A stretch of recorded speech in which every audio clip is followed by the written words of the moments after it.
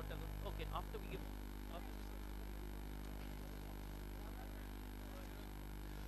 Ladies and gentlemen, we're here for the session, Corner of a Distant Playing Field. But before we go any further with it, may we take this chance to congratulate the legendary Sharmila Tagore and the legendary Rahul Dravid on their award, being awarded a Padma Bhushan.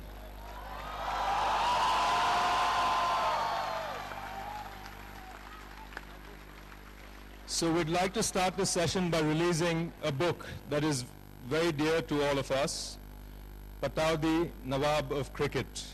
And at this point I'd like to request Sharmila Tagore and Rahul Dravid to please release the book. The book is by Suresh Menon. Do it at the back only because they can't do photographs in front. We'll have to keep you in line of the cameras all the time.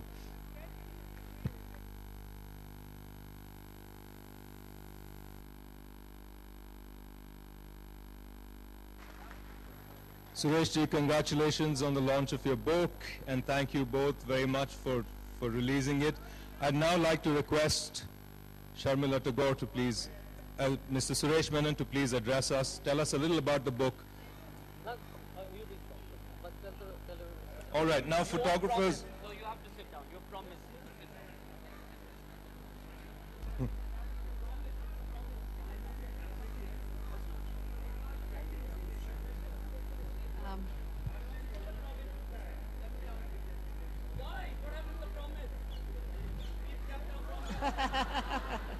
But they're not stopping anybody. I think that's it. Okay, all right. But we are higher up. Well, here I am again. I think the fourth or the fifth time on my 3-day visit here. But this time it's slightly different because the last few occasions I had no problem speaking. But today, for this occasion, for the release, the launch of my husband's book, I find myself quite without words. In fact, I have written the foreword here, and for some, I mean, most often being a Bengali and in films, I have never been short of words. But this time I really cannot bring myself to speak, and I think the book will speak for itself. Like I said, I wrote the foreword, but even doing that, to find the right voice was very difficult. It was either getting too emotional or too detached, because it's really been, there's not been enough time really for me to be normal. So you have to excuse me, but all I want to say, really Rahul has written for the book, Suresh has written and edited, Rajdeep has written, and many of my husband's colleagues and friends. So I'm deeply indebted to them. And it is a nice book. I really loved everything. And I hope all of you will read it and join us in celebrating Tiger's life and his career. But one thing I just want to say, that, when so many of everybody is asked that how did this celebrity marriage worked and who was more popular, the actor, because those days we were also very popular, so whether the actor or the cricketer. And today I think I was given that answer, because Tiger always said there is one cricket captain, but there are many film actors. And when I heard the roar for and when I heard you cheering for Rahul, so it kind of came back and I realized how true it is. So thank you very much. And Suresh?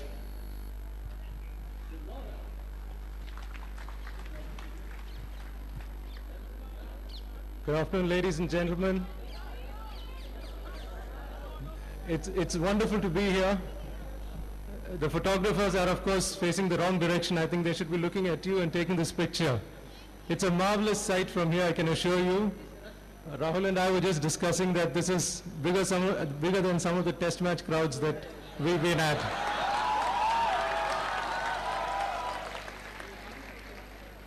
And I think that is significant. It's appropriate, because we're here to talk briefly about one of the great icons of cricket, and not just of cricket, He was an icon who represented a period in our lives. The 1960s, yes, over to you. The 1960s is not just a decade, but it was a changeover period. And nobody symbolized this better than Tiger. Tiger was young, he was the youngest India captain, of course. He was charming, he was attractive, and he was a world-class player. I will give you just two instances of people who have spoken to me about Tiger, who have played with him, who have watched him play. One was Trevor Bailey, who was known as a man, the best man never to have captained England. And he told me that if Tiger didn't have his handicap, he was in the Bradman class. The other gentleman was Colin Bland, who's still considered one of the greatest outfielders the game has ever seen. And Colin Bland, we were in South Africa during India's first tour there, and Colin Bland said that Tiger never got his clothes dirty. He was such a magnificent fielder, and his anticipation was so good that he didn't have to spend a lot of money on laundry, unlike some of today's cricketers. So he was not only a great batsman, he was a great fielder, and of course he was a great captain. There are some essays in this book written by people very close to him. There's a lovely line that M.J. Akbar, the writer and editor, has written. He said, "Did Tiger know how much he meant to us?" And watching this crowd play, I think the question has answered itself. There are essays by people who played with him, there are essays by people who knew him, and there are essays by people who are related to him. I'm talking about his daughters, Soha and Sail. And of course, Sharmila ji has written the foreword, which alone is worth the price of the book, I think. So I can only urge you to look at this book, to take a look at the cover, which I think is one of the most magnificent covers. I'm not terribly fond of talking about myself and my work, but I think I can sleep in peace knowing that this is the product of some hard work. Thank you very much for being here. I hand you over to Rajdeep, who will now conduct the rest of the session.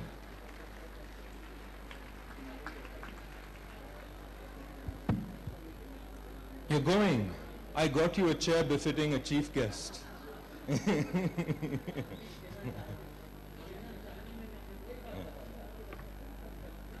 Okay. Well, I think at this point it really is over to Rajdeep. I think we're just miking up Suresh right now. Well, how does one introduce someone who's normally introducing everybody? Everyone knows Rajdeep. He's been the editor-in-chief of IBN Network. 23 years of journalism across print, television. He's done national, international stories. He's another winner of a great award, the Padma Shri for Journalism in 2008. People will also remember him being awarded for his excellent coverage of the 2002 Gujarat riots and the Ramnath Goenka Award for Excellence in 2007. Rajdeep, all yours. Thank you. First of all, it's my first time at Jaipur, so it's wonderful to be here in front of such a wonderful literary festival audience. So I can see what Rahul Dravid and Rajasthan Royals can do. The power of bringing in people. We're going to do this as a bit of a television session, so forgive me if I make a bit of a formal introduction, but once that formal introduction is done, we'll try and keep it as informal as we possibly can. So just remember there's one small formal introduction that's going to be done. Ladies and gentlemen, viewers, welcome to the Jaipur Literary Festival, to a very special show that we have for you today. We're doing the best possible partnership that anyone can do in India. We are marrying cricket and books. So it's a rare partnership, and the occasion is the release of a very special book called The Nawab of Cricket. But we have special guests to talk about various aspects of the game. We are the superpower of cricket, but why isn't there enough cricket writing in this country? Has the written word been completely overtaken by live sport on television? And a bigger question, where do we locate cricket, this wonderful game, in the culture of this unique society of ours? Joining us on that are very special guests. Please welcome, I should call him Padma Bhushan, Rahul Dravid, and one of the finest cricketers the country has produced. And he is really in his newly adopted home ground as the captain of the Rajasthan Royals. Also with us is Professor Ian Buruma, one of the world's leading public intellectuals who's written on culture and society in Asia for several years now. Welcome, sir. And Suresh Menon, one of the country's finest cricket writers, who's brought together this anthology of writing on Nawab Pataudi. Let me start with that broader question, Rahul Dravid. Why is it that while we are the superpower of cricket when it comes to resources, talent, the game itself, is it true that very few cricketers actually read anymore? That there is very little writing and very few cricketers, modern cricketers, actually even bother to read. Is that true? Because you seem to be one of the exceptions who actually reads books. Well, I think, Rajdeep, how many Indians read anymore? I mean, cricket's just in a lot of ways a microcosm of society in itself, So the larger question is, do a lot of Indians read anymore? Do a lot of Indians read? Yeah, it's a wrong audience to ask this question. The point to ask, okay. No, the point I'm trying to make is that I think we don't read as much as we probably used to. I think because of television and because of radio and because of a lot of that. I think there's a need for it. I think there's also, I think if you put out the right product, then people will read. Like a book like this. You read. But yes, I think overall I'd say that there are not a lot of cricketers who read a lot. Okay, so you're accepting that a lot of cricketers don't read a lot. The reason I'm asking you this is do Indians not have a sense of history when it comes to cricket sport in general? That it's all about here and now, it's not about the past. Somebody once told me, it could be a wrong story, that MS Dhoni was told about Farooq Engineer, and he had never heard of engineer. He thought, he was some engineer. He wasn't a cricketer. Is that true, that cricketers have less and less time for the history of the sport? Again, I go back to, I think as people we have less and less time for history. I mean, how many books are written on, and Mrs. Tagore, how many books are written on films today? Real books, not just photographs and pictures of film stars, but real quality books on films and film actors. The history of films, we don't see that as well. Look at our museums. What is the quality of our museums today? As a nation, are we passionate about the history of history of our country and about so many things? So it's similar with cricket, I guess, as well in a lot of ways. That I don't think there's that much of a value for maybe the history of the game. It is a lot about here and now, but that's true of across the board. Is that true, Professor Buruma, that you believe societies, Asian societies in particular, or India certainly in particular, increasingly has less and less time for history? Rahul makes the point, we have fewer museums perhaps, we perhaps read less about the past, whether it's films, whether it's sport. Is there a vacuum in this country when it comes to reading about the past, in sport particularly, because there's so much of live sport on television, that it's all here and now? Why should I at all look back at the past? Well, first of all, let me thank you for inviting me. I feel like an imposter on this stage, as though I've strayed onto a stage with the Rolling Stones. But I've given some thought to this.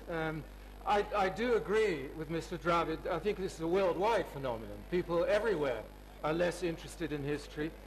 I once wrote a novel about Ranjit Singhji, so I'd like you all to buy that, and then you get to know something about Indian cricket history.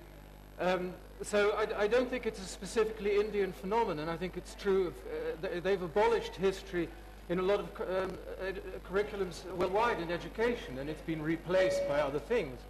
But the historical sense, I think, is missing in the United States, where I live, but it's a general problem. Because Suresh, this book, the Nawab Pataudi, looks essentially at the era of the 60s. Tiger Pataudi was to the 60s what Rahul Dravid is perhaps to today's generation. And it was an important generation because that was when India sort of emerged in a sense from princely India into Republican India. In fact, someone called Tiger Pataudi a Republican prince. But do you believe there's very little written about that entire significant period in our cricketing history? And in that sense, it's important to look at the past to recognize today's present. I mean, Rahul Dravid is a torchbearer of a legacy that began in the 50s and 60s. Absolutely. It's very important to be able to understand a Rahul Dravid in his context. My theory is that there are two kinds of great cricketers, and Rahul Dravid is one kind, and it is the Rahul Dravid kind that actually inspires people to take to cricket. And I'll tell you why. I mean, I'm talking about Vijay Hazare, Sunil Gavaskar, Rahul Dravid, that strain, and it's important to recognize that, because what happens is you see Rahul Dravid as somebody who's got this enormous talent, but it's not just talent, he's got an enormous mind and a great heart, and these are important elements in the making of a great cricketer. And it is people like Gavaskar and Dravid who make for followers. The sort of counter example I can give to this is Gary Sobers. What Gary Sobers does is put people off cricket for life, because you look at Gary Sobers and say, gosh, I'm never going to be able to play like this. So these are the two great strains of great cricketers, but to understand this, we need to have a historical context. You know, there is another historical parallel in a sense, and Rahul is an important element of that. In the 50s, 60s, a lot of cricketers came from the big cities, and they were English speaking. A lot of them, they certainly went. Gavaskar went to St. Xavier's School and St. Xavier's College. You went to good schools in Bangalore. St. Joseph's. No, St. Joseph's. We both went to the same college. Okay, you guys can establish that. You guys can take St. Joseph's. We'll take St. Xavier's. But today increasingly cricketers come from smaller towns. That's where the passion for the sport really seems to be. Do you see that transition, Rahul? That it's going to be more difficult to get the big city English-speaking individuals playing cricket at the highest level, and sport, and particularly cricket, is the great Indian dream outside the big cities now. It is. I think, Rajdeep, you can look at the current Indian side, and you see Mahendra Singh Dhoni from a place like Ranchi. You look at Zahir Khan, though he plays for Mumbai now, he actually comes from Maharashtra, from sort of the heartland of Maharashtra. Harbhajan Singh, and you look at all the young cricketers sort of coming through today. A lot of them are coming in from the sort of smaller towns and cities, and I think that's also because the facilities have improved. I think the facilities have improved in smaller towns and cities in the past, and I think that's one of the great things of money coming into the sport and money coming into the BCCI, is that they've been able to get these facilities, which were at one time I think the privy of only the sort of city-based boys. So you had good facilities in cities, in towns, but now these same facilities exist in villages, in small places. You have practice wickets, nets, and you're seeing that. I mean, in a place like Karnataka, lots of our cricketers now come from places like Raichur, Gulbarga, Bidar, Hubli. That's because facilities are there for them to improve your skills and play better cricket. That's an interesting point, because you have the Pataudi generation, which was the princely generation, or Ranjit Singh Ji, where the first Indian captain was chosen not because of any other ability in the 1930s, but because he came from a royal family. Then you have the emergence of Republican India, and you have a lot of middle-class cricketers coming in from the big cities. And now you have the third phase, which I call the Mahendra Singh Dhoni generation, which is you have the Ranchis and the smaller towns throwing up all the big names of cricket. Does that suggest to you that cricket in that sense has truly democratized itself, or India has democratized cricket? I think India has democratized cricket, because where I grew up, I played cricket in Holland, which is not a great cricketing nation. But cricket was very much a badge of class. Only the upper middle class played cricket, and they were Anglophile. So you'd have people in blazers carrying a copy of the London Times in their pocket without ever reading it, of course. But it was the world of badges and club ties and so on. So playing cricket meant you were upper class. Holland never really progressed beyond that level. It's still upper bourgeois sport. India has. So in that sense, you could say that India has democratized cricket. And also, the image of Indian cricket, I think, has changed a lot. But in the days of Ranjit Singhji, and even maybe the Nawab Pataudi when he played, Ranji was always, it was always said he was an Indian prince in England and an English gentleman in India. And in England he was always described as a kind of oriental wizard, and his leg glance was a sort of rope trick and that kind of thing.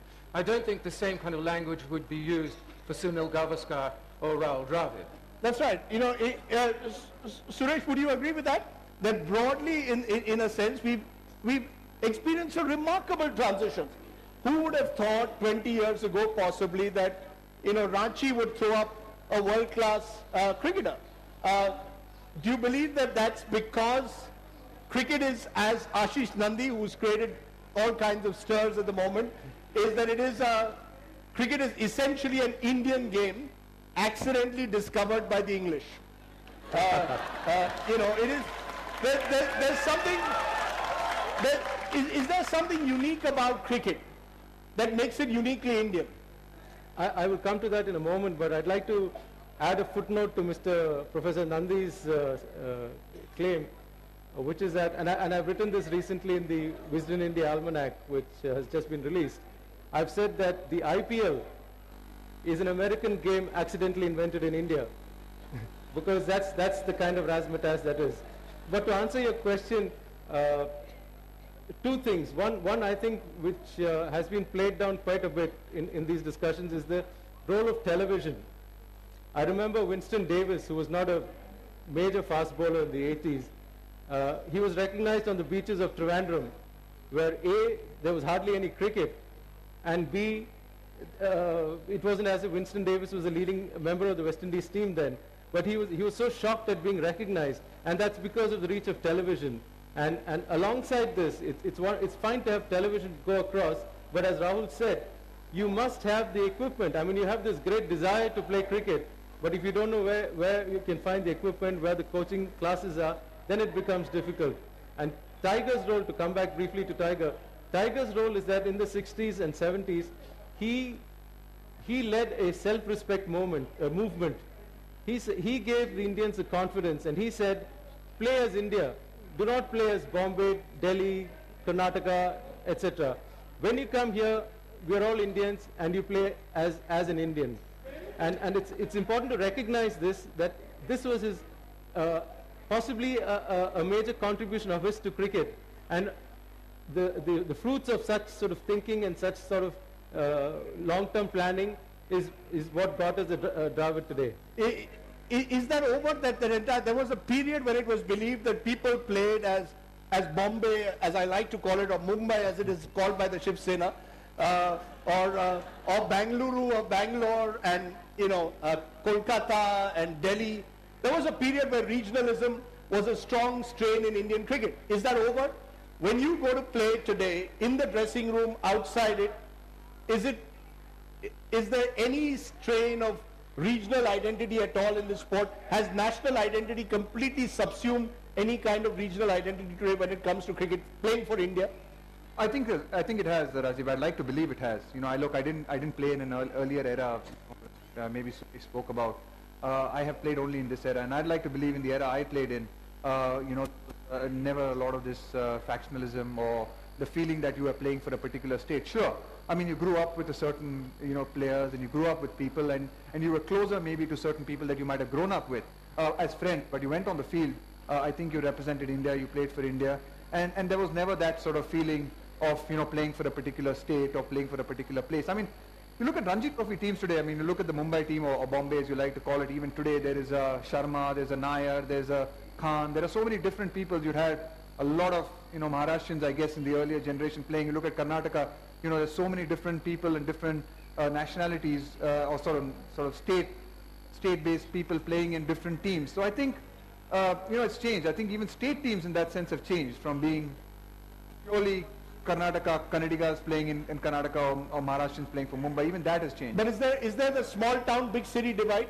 That the boy from the small town, even if he's playing, let's say, for a Rajasthan Royals, not necessarily for India, does he come completely in awe of a Rahul Dravid?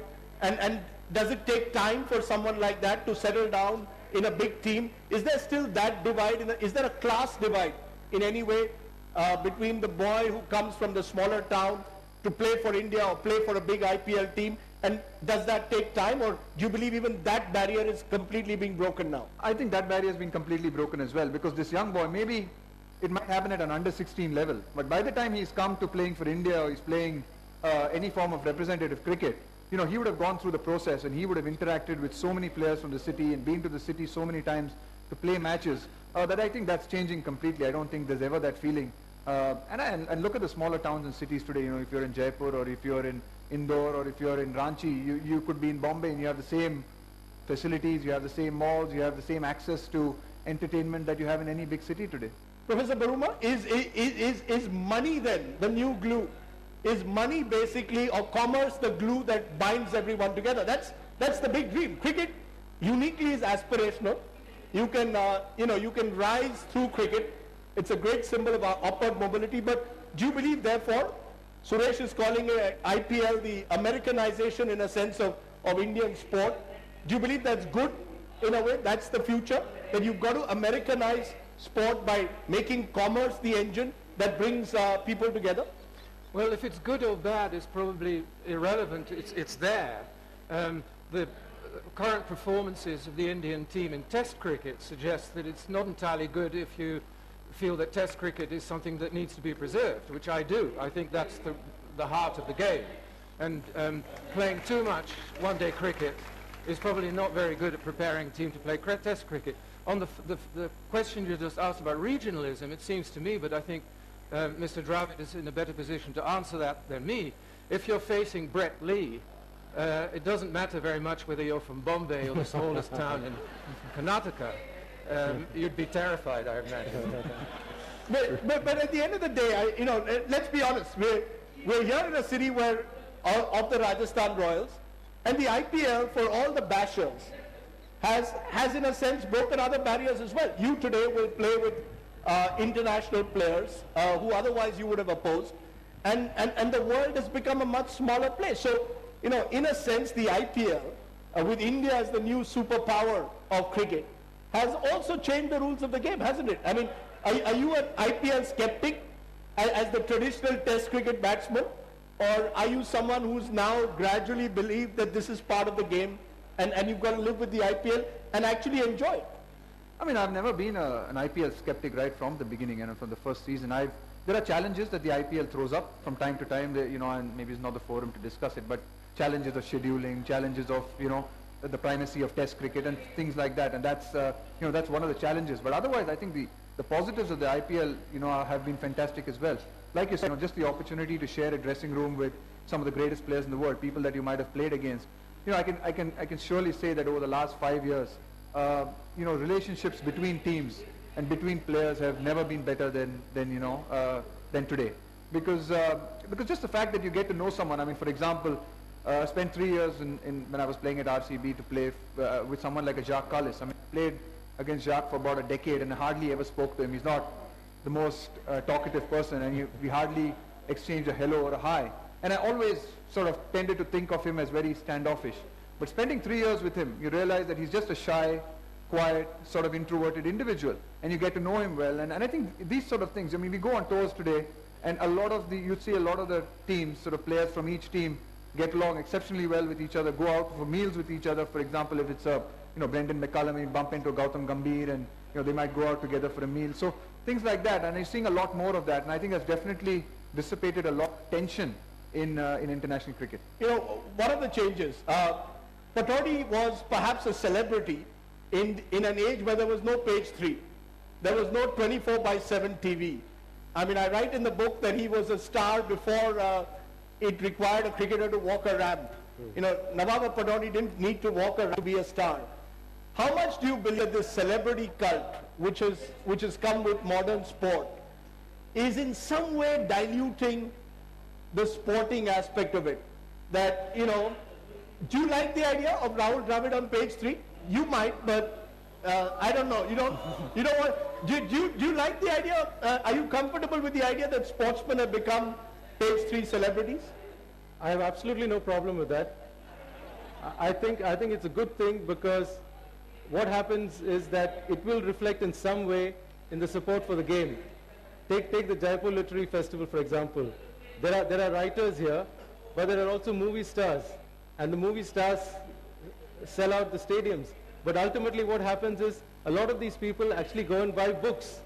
So that's the analogy, really. I mean, if Rahul Dravid is on page 3, there might be an interest in coming and watching him, not so much in a test match, which is fair enough, but in a Ranji Trophy match, in a league match, and I think that's important for the game. Let me ask that to Rahul. We should ask that to the sports person. No, don't let him. Don't ask him that. Are you comfortable with the idea of the celebrity culture that has built around sport today? Does that mean that there is virtually no space for you to have a private life anymore? I know you're now retired, but even so, as you can see, even in post-retirement, you're a huge celebrity. So does that trouble you in any way? Well, I mean, I can't honestly say I enjoy it all the time, but I recognize that there are advantages and benefits of it. And if I wanted to play sport and cricket at the highest level, which I wanted to, then it's part of life, and you have to learn to deal with it and learn to deal with whatever comes with it. I mean, the flip side of it, the positive of it, as Suresh said, that it does make the game a lot more popular, a lot more people want to play the game. So that is, a fantastic side of the game. One flip thing about it, they say though, is that because of the media and so much of television and this constant need for creating stars and superstars and celebrities instantly, is that you can become a celebrity and a superstar very quickly in today's day and age.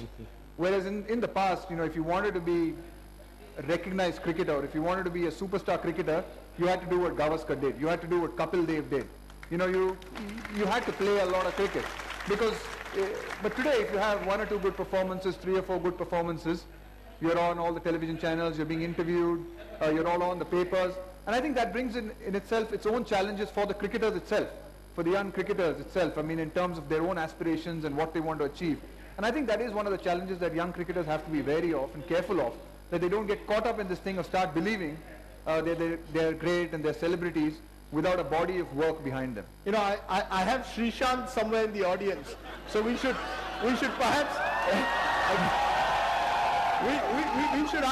we should ask Srishant of the difficulties at times that can come. It's not his fault. It's the media which goes after and looks for instant celebrityhood at times and doesn't stand by the cricketer in more difficult times. But Professor Buruma, this celebrity cult which has emerged, is that one of the reasons, along with live sport, that in a sense reduces the seriousness of let's say cricket writing at times to trivia? You see so much of writing today on cricket or even on cinema, which is largely trivia and gossip, rather than a serious attempt at understanding popular culture, whether it's cinema or whether it's sport. Do you feel that live sport and this media-driven 24/7 culture, in a way, is what is preventing the written word from truly reflecting sport or from reflecting cinema? I don't think that the effect on the written word is the worst problem. I think it's much more problematic, and here sports and the arts are very analogous, is that it takes time to develop a career as a sportsman and an artist, even though as a sportsman, obviously, physically it's going to be shorter. But it still takes time. You need to mature. And if you become a celebrity character, you don't really have the time to mature anymore, and you can burn out much faster. And I think that's one of the most serious consequences of the celebrity culture, the instant celebrity culture. It's not so much the writing. I think there's still very good writing on sports. Okay, before I open it up to the audience for a few questions, Suresh, what is the big difference you see between the cricketers of the 60s and 70s and today? There's a general feeling that today's cricketers have greater self-belief and a self-confidence that perhaps they didn't have in the 60s, certainly when they faced, let's say, the great powers of the time, the West Indies, the Australias, the England. Do you believe that's the big change? That in a way, today's cricketers are able to look at the enemy in the eye in a manner that was not possible 30, 40 years ago? Yes, and I think that is a fallout of the self-respect movement I was talking about. India had a generation of cricketers were very proud to be Indian cricketers. And with each succeeding generation, it became a Sunil Gavaskar was crucial, because till then what would happen is there was the Indian way of thinking was that it's all right if India lose this test match as long as Gavaskar gets 100.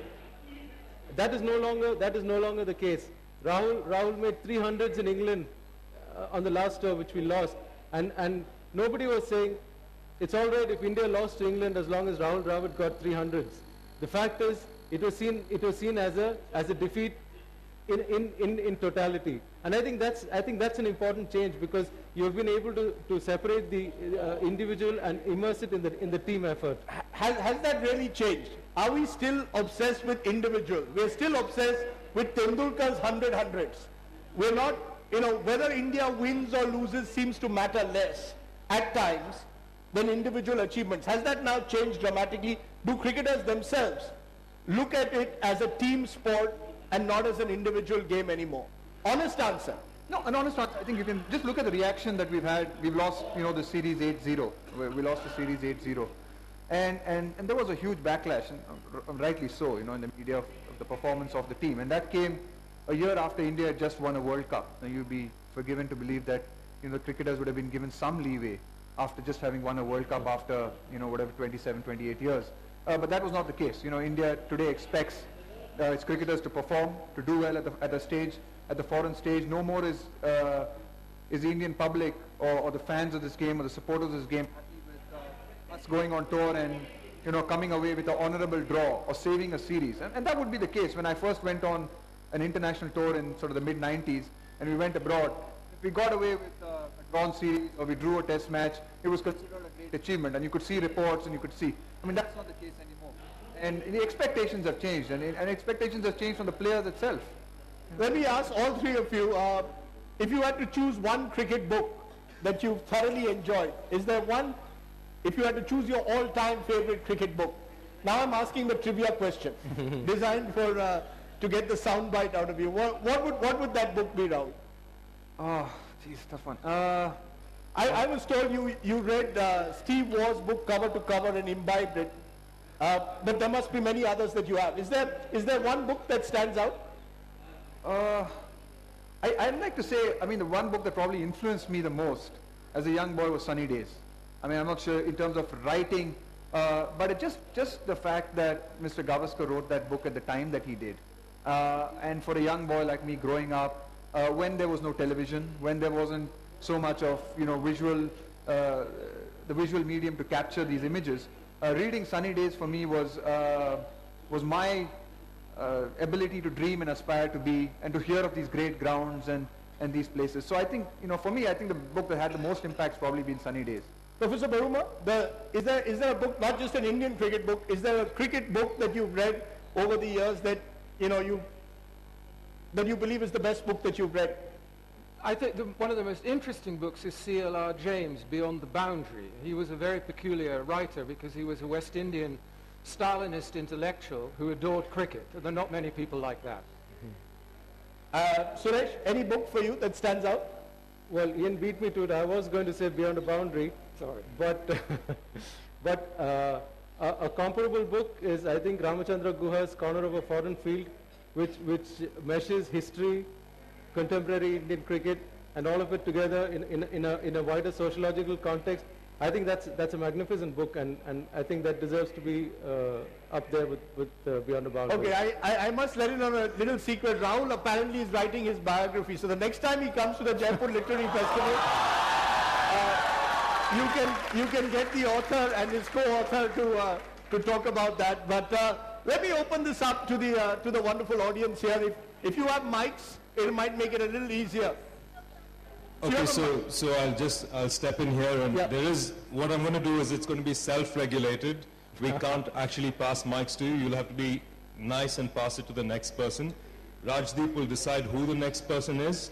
The first man who's been having his hand up for the last 20 minutes, I will give it to him first. He's been standing up here. Go ahead.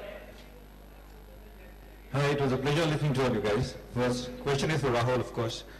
Let me take you back to the dressing room. In India, you're in a room, 5 courts locked together.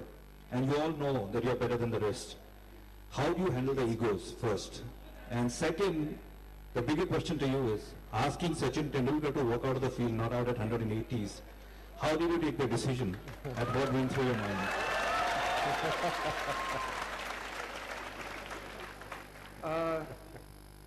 Firstly, I don't think any of us thought of ourselves as gods. You know, I think that's something that I think you have.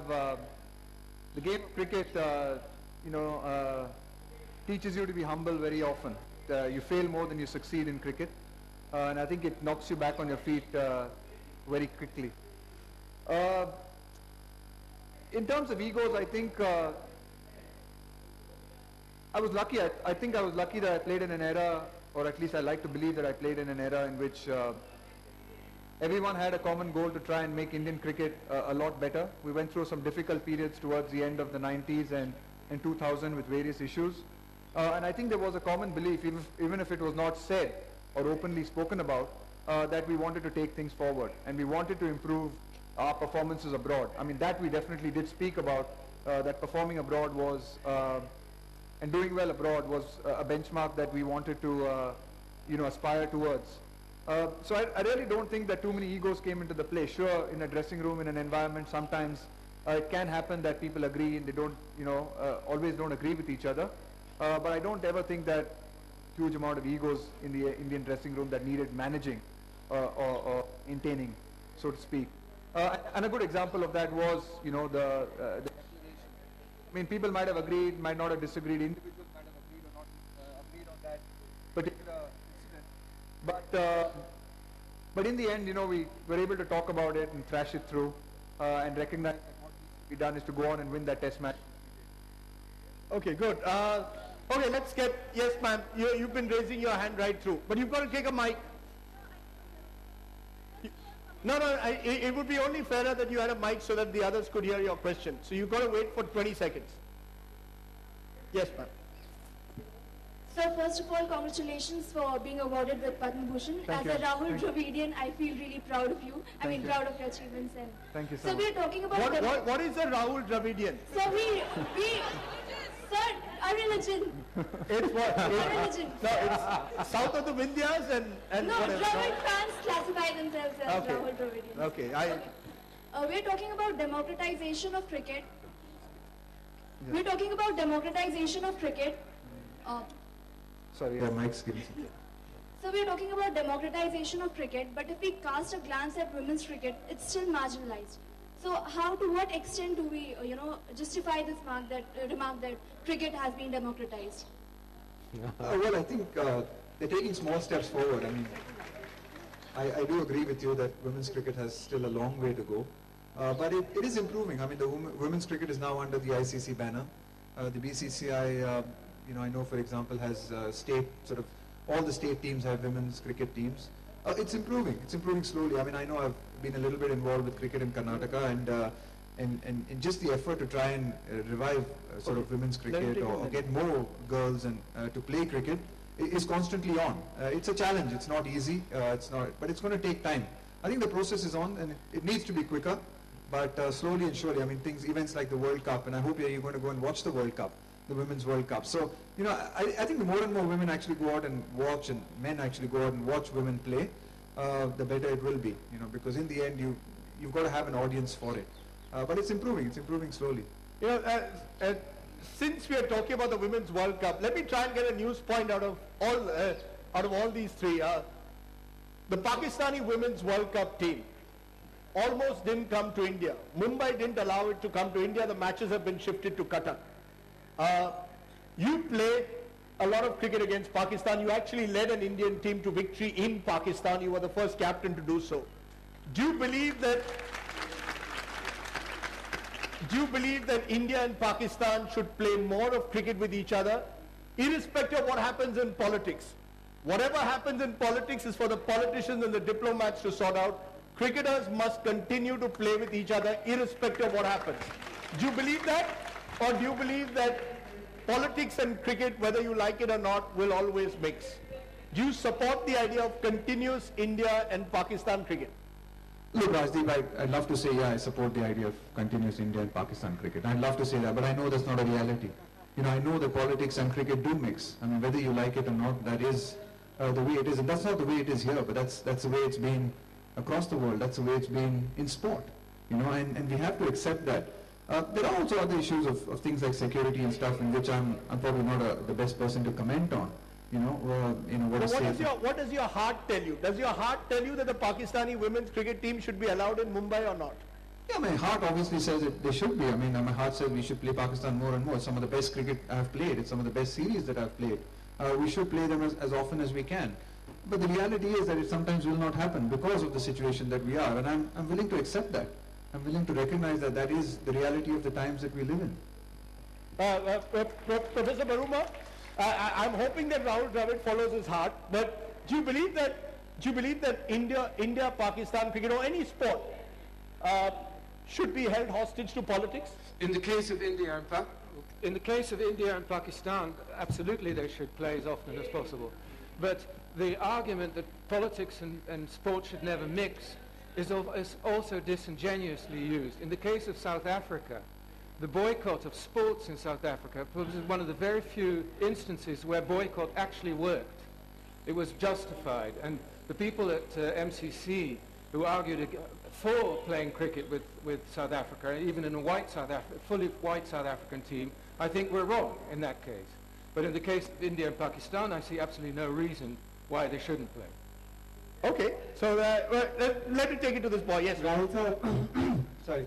I remember your retirement speech, and you had said that sort of ours was the relationship similar to that of a man and wife. Did I? You did. I remember that.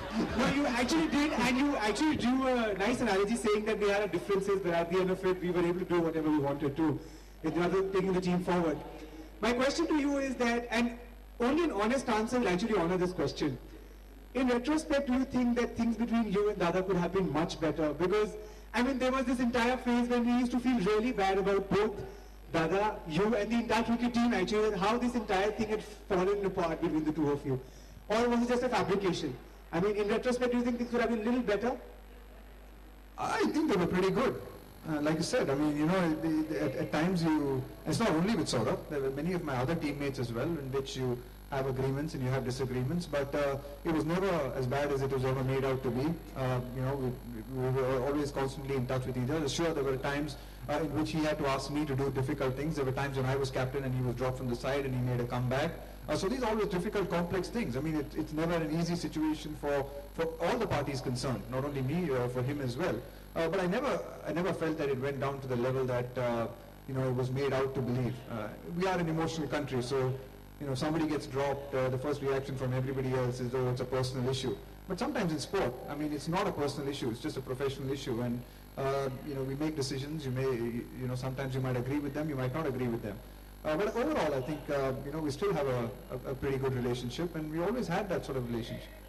You know, as I can see, a lot of the questions again get drawn to the individual, which is part of the problem with the way we look at the sport. But yes, ma'am, you've been waiting. Thank you, Rajdeep. My question is to you and Suresh. I have two critical and controversial questions to you. Rahul, I can ask later. I am from Jaipur. He is now from Jaipur. You have done He's from Jaipur? Rajasthan Royals captain. Yeah, our captain. Okay. Rajdeep, you had done a story on PCCI president. Also, he doesn't admit, but CSK owner. You said that after a long research, you found out that he is having lot of personal conflict, for which he ousted Lalit Modi. He is doing the same thing. Now, the second question, a very controversial question and a very critical question to you also, Suresh, that in all the states of India, except Rahul's Karnataka, after a politician swears in, the first power he wants to grab is the association's post. Why is so? Does the politician need the association to distribute IPL passes? Or to manipulate, to misbehave, and to push back the cricket and the cricketer, because whom the power he wants to own? you know, And thank you so much for taking my question. Fortunately, I'm here only to ask questions, not to answer them. So I'll put it straight. So I'm going to put that. You know, it's a great role to be in life. Rajdeep, you had left that story of CSK. I understand it is critical, but you just opened the story on IBM 7, but you never completed it. No, that's unfair. No, that's not unfair. That's not unfair. If there are Dravidians, there are Modians also, and I'm one of them. Oh, you mean Modi is not Narendra Modi, Lalit Modi, right? That's fine. Narendra Modi also. No, Narendra Modi also. Why not? Hold on. No, ma'am. It's not. All I can say is that we did a story, which was a journalistic story, about a conflict of interest that we saw between someone being the CSK owner and someone also heading the IPL or being involved in the IPL and the BCCI. But beyond that, frankly, we can't decide, how the IPL is going to be run, how the BCCI. Ma'am, you're coming now to a larger question which should become a subject of another debate. Whether the media has to decide everything in this country. We'll try and see if we can find a stage for you and Rajdeep somewhere else. I'm going to leave.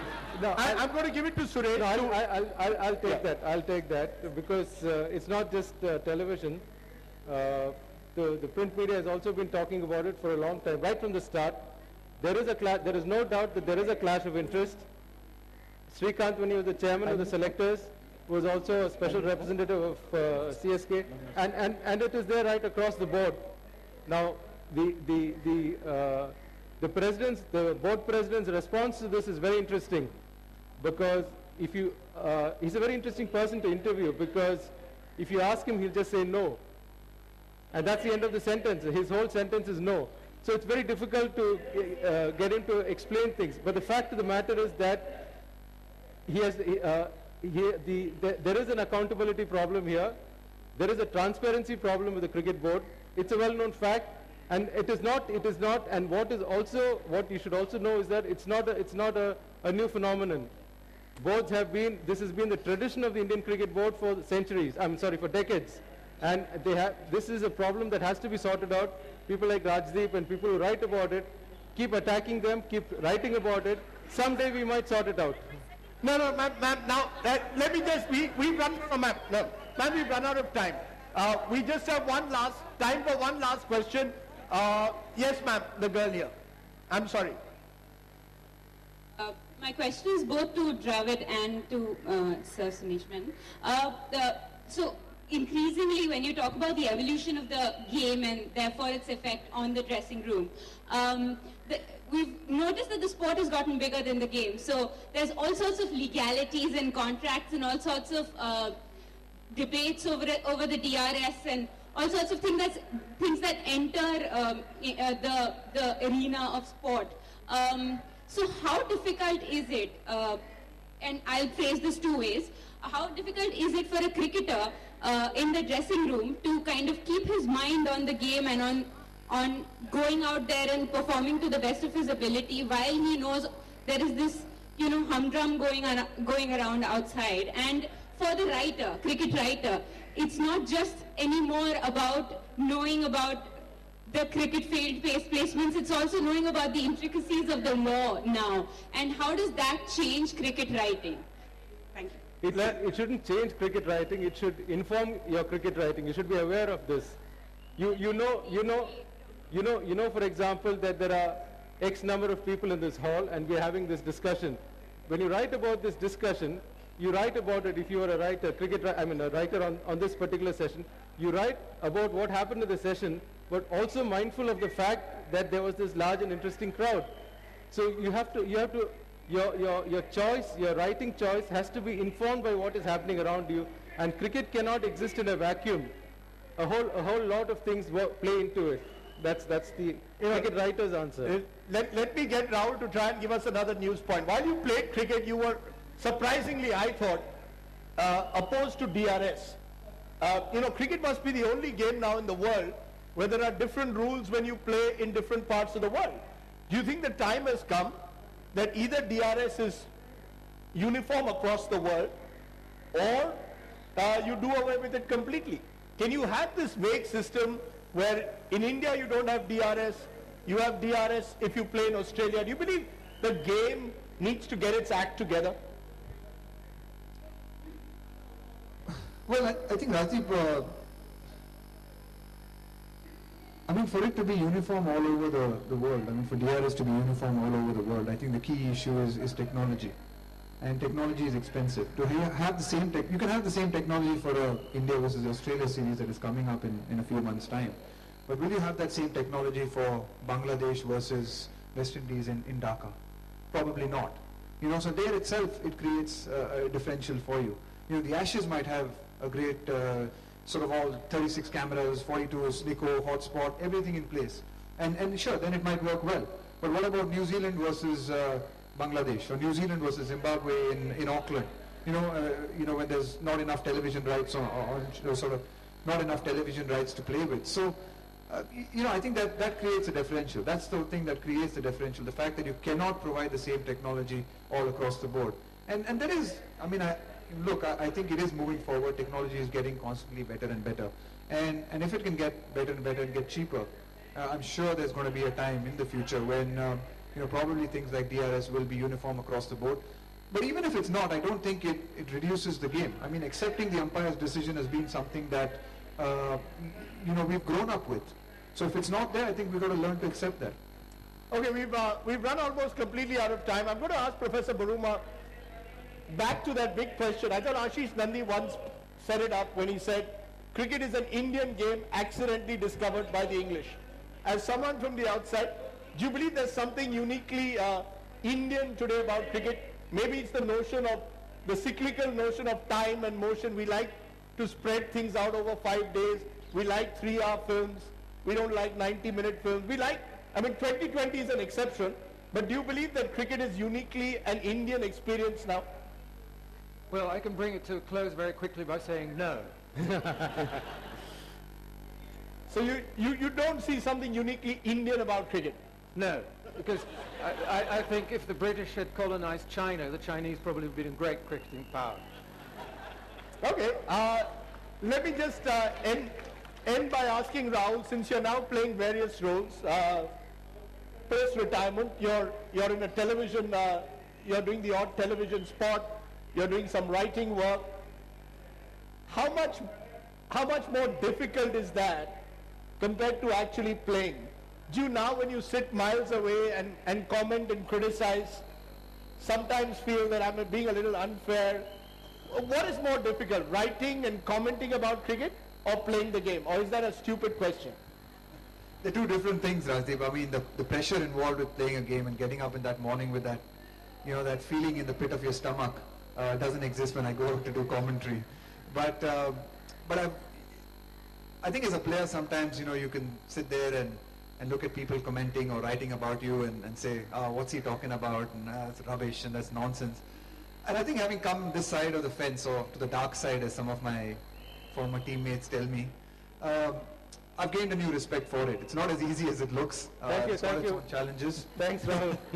It's got its own challenges, and I think you know, it's a skill on its own. I think it's a skill on its own. It's not something just because you've played a lot of cricket you can walk into and say, you know, I can do this well. So it's something that has to be learned, and the more and more you do of media, of writing, of television, like cricket, I think probably, hopefully, the better you'll get at it. So I've enjoyed it. I've enjoyed the little bit of interaction that I've had. I've always been fascinated by it as a player. But I've come in and I've, you know, I think learned a lot in the last few months. Okay, ladies and gentlemen, on that note, thank you all very much. You've been a wonderful audience, and thank you. Thank you very much.